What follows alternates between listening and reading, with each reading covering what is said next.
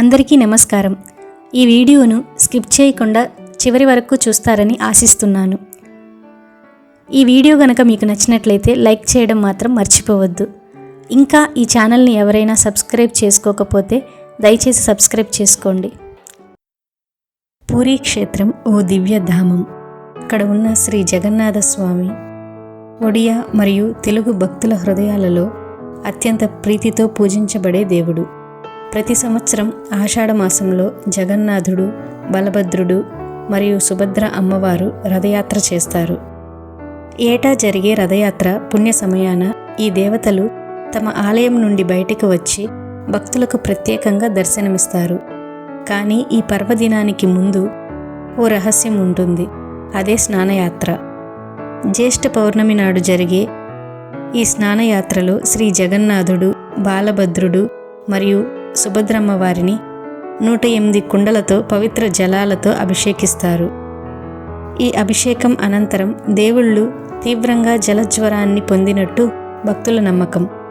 ఇది ఆయన భక్తుల కోసం చేసిన త్యాగంగా భావిస్తారు.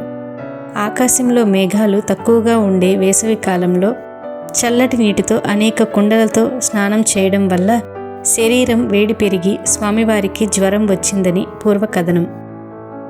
ఈ అద్భుతమైన సంఘటన ఎందుకు జరుగుతుందో, దాని వెనుక ఉన్న భక్తి, త్యాగం మరియు ప్రేమ గురించి మనం తెలుసుకుందాం. పురాణాల ప్రకారం జగన్నాథుడు స్వయంగా విష్ణువు అవతారం. ప్రతి సంవత్సరం ఆయన గుండిచా మందిరం నుండి బయటకు వెళ్ళి బాలభద్రుడు మరియు చెల్లెలు సుభద్రతో కలిసి రథయాత్ర చేస్తారు. ఈ సమయంలో లక్షలాది భక్తులు ఆయన దర్శనం కోసం వస్తారు. కానీ 11 రోజుల రథయాత్ర తరువాత జగన్నాథుడు తిరిగి మందిరం చేరుకున్నప్పుడు ఆయనకు జ్వరం వస్తుంది. దీనికి కారణం ఒక అద్భుతమైన భక్తి కథ ఉంది. ఒకసారి రథయాత్ర సమయంలో జగన్నాథుడి రథం ఒక పేద వృద్ధ భక్తుడిని దాటుతుంది. ఆ వృద్ధుడు బాపాజీ. అతను చాలా రోజుల నుండి జగన్నాథుడిని దర్శించాలని కోరుకుంటున్నాడు. కానీ అతనికి రథం దగ్గరకు వెళ్ళే శక్తి లేదు. అతను అలసిపోయి ఎండలో పడి ఉన్నాడు. అతని శరీరం జ్వరంతో కొట్టుకుంటుంది. కానీ అతను ఏమీ పట్టించుకోకుండా జగన్నాథ, నన్ను కాపాడు అని ప్రార్థిస్తున్నాడు. ఆ సమయంలో జగన్నాథుడు ఆ భక్తుని ప్రేమను గమనించాడు. ఆయన రథాన్ని ఆపించి ఆ వృద్ధ భక్తుని దగ్గరకు వెళ్ళాడు. అతని నమస్కారాలను అంగీకరించి అతని జ్వరాన్ని తన శరీరంలోకి తీసుకున్నాడు. భగవంతుడు తన భక్తుని కోసం తనలోని జ్వరాన్ని స్వీకరించాడు. జగన్నాథుడు ఆ వృద్ధ భక్తుని జ్వరాన్ని తీసుకున్న తరువాత ఆయనకు అధిక జ్వరం వచ్చింది. దేవతలు, ఋషులు అందరూ ఆశ్చర్యపోయారు, భగవంతుడికి జ్వరం ఎందుకు అని. అప్పుడు నారద మహర్షి ఇలా వివరించాడు, ఇది కేవలం జ్వరం కాదు, ఇది భక్తి మహిమ. జగన్నాథుడు తన భక్తుల కష్టాలను తానే భరిస్తాడు. ఈ జ్వరం ఆ పేద భక్తుని కోసం ఆయన తీసుకున్న త్యాగం. ఆ తరువాత భక్తులు జగన్నాథుడికి ఔషధాలను అర్పించారు. ప్రతి సంవత్సరం ఈ జలజ్వర సందర్భంగా భక్తులు ఆయనను సేవిస్తారు. ఈ జ్వరం కారణంగా స్వామివారు 15 రోజులు భక్తులకు దర్శనం ఇవ్వరు. ఈ దశను అనసర గృహం అంటారు.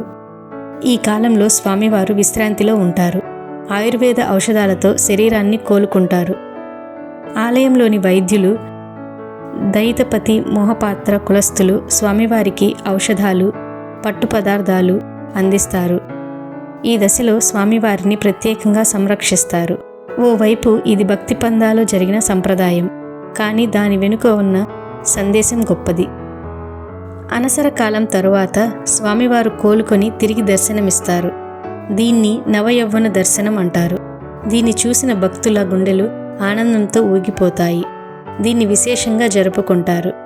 స్వామివారి ఆరోగ్యం మెరుగుపడినందుకు సంతోషంగా ఆ పర్వదినాన్ని హెరిటేజ్ హీలింగ్ రోజుగా భావిస్తారు. ఈ కథ ఎంత పౌరాణికమైనదైనా ఇది ప్రతి మనిషికి అన్వయించవచ్చు.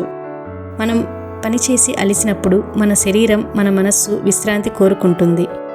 ఇంతేకాక ఈ కథ మనకు నేర్పే మరో పాఠం భక్తితో, నిబద్ధతతో జీవించాలన్న సందేశం ఇది. ఈ కథ మనకు 3 గొప్ప పాఠాలను నేర్పిస్తుంది. భగవంతుడు భక్తుల కోసం ఏదైనా చేస్తాడు. త్యాగం మరియు ప్రేమే భక్తి యొక్క ముఖ్యాంశాలు. జగన్నాథుడి జ్వరం ఒక సందేశం, నీ కష్టాలను నేను భరిస్తాను అని. కాబట్టి మనం కూడా ఇతరుల కష్టాలను అర్థం చేసుకొని సహాయం చేయాలి.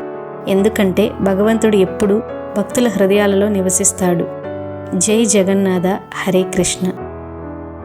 ఈ వీడియో గనక మీకు నచ్చినట్లయితే ఈ ఛానల్ను తప్పకుండా సబ్స్క్రైబ్ చేసుకుంటారని ఆశిస్తున్నాను. Thanks for watching. Please like, share and subscribe to this channel.